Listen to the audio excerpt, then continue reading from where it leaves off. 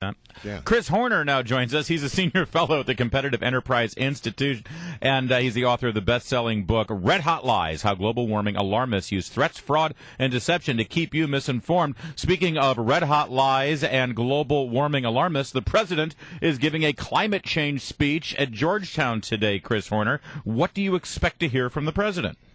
Well, more of the same since the agenda was defeated where he properly tried it, which was the democratic process. And when the House passed it and led to the shellacking, which the Senate, controlled by Democrats, foresaw and chose not to take up, he's been working through agencies using existing laws not designed for a global warming regime, energy scarcity regime. So you're going to see, for example, an effort to close existing, not new, stop new build-out of coal-fired power plants, but to close existing coal-fired power plants, which is still over 40% of our electricity production, and some building standards, maybe some agricultural hubs, things that were in the cap-and-trade legislation, but all of which, and this is the bottom line, everybody needs to take into account. Yes, it's designed to, as he said, bankrupt the coal industry, but B, it would, according to everyone, that is every computer model in existence, which is the entire premise of this agenda, would leave the temperature exactly, carry the one, what it would have been without this.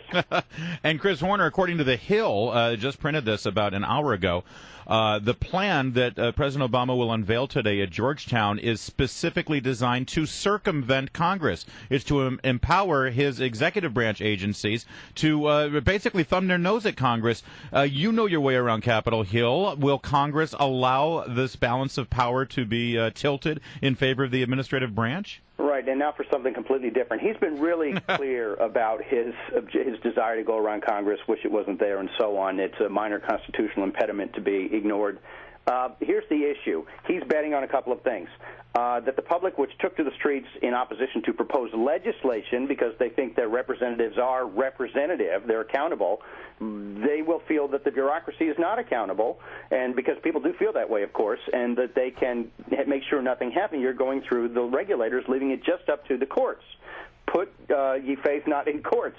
Courts give agencies wide latitude, as the president's already discovered here. It's called the deference doctrine. They're the experts. It's very, very difficult, a high hurdle to overturn what an agency says is the real interpretation of the law. However, Congress has a power.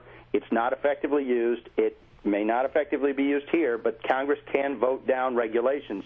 He's betting that it will continue to be just a paper threat, that he can get away with this. All right, so the president is apparently not going to talk about the Keystone Pipeline. And I'm wondering, that decision has not yet been made. It's still under review, allegedly, by the State Department. I'm wondering if all this is sort of a run-up to the fact that he's not going to approve the Keystone Pipeline, or is it giving the environmentalists something that they can chew on so he can show that he cares about the environment before he approves the pipeline? Which do you think it is? Likely the latter, Brian, because this is just so odd in so many ways. It's so out of connection with where Americans' concerns are. Should be focusing on jobs, and he's pursuing a proven job killer. The word on the street among those who talk about these things is that this is a fairly clumsy, ham-fisted, soft to the greens as a run-up to approving Keystone. All right, so now there's another thing out there that's sort of related to this, and that is that yesterday the Supreme Court decided that it would review a lower court ruling from the D.C. Court of Appeals on something known as the Cross-State Air Pollution Rule, something that the D.C. Court of Appeals had knocked down as being overly broad. This made utility companies very happy. It made the environmentalists very angry. What do you read into this? Well, it's troubling because the circuit court did make quite clear what the law. Again, it's difficult to tell an agency they were wrong because the courts say they're the experts. Here, EPA said, even though the law doesn't say I can do the following, I'm going to do the following. And in this case, it was create a cap-and-trade scheme. And the court said, well, but you have to have Congress's permission to do this. Now that the Supremes are going to review this, it indicates that a couple of judges probably, or at least probably four, question that. So that's very relevant to the global warming agenda because we're talking about this deference you give to agencies to rewrite laws that the Constitution very clearly states is to be done in a different power separated clearly by the Constitution. Right. Chris Horner is our guest. He's senior fellow at Competitive Enterprise Institute, and you talk about the president possibly circumventing Congress to implement his climate change legislation. You were also sort of instrumental in revealing how the administration is circumventing the law with regard to Freedom of Information Act legislation or requirements.